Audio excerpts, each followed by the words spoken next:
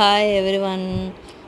లైవ్లో చూడండి మీరు మా ప్రయాణం, మా పల్లెటూరు కష్టాలు.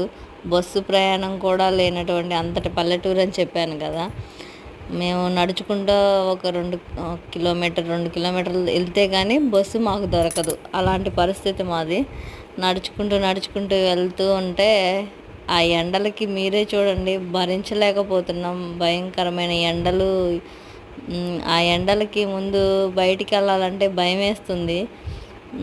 కానీ మన పరిస్థితిని బట్టి మనం బయటికి వెళ్ళాలి, తప్పదు. హాస్పిటల్ దాకా వెళ్ళాలి అని వెళ్ళాము. హాస్పిటల్కి వెళ్ళడం ఏమో కానీ మధ్యలోనే పేషెంట్లం అయిపోయాం ఈ ఎండకి. పెద్దలు అంటుంటారు కదా, ఎండకి ఎండితే కానీ తెలీదు ఆ బాధ, వానకు తడిస్తే కానీ ఆ బాధ అని.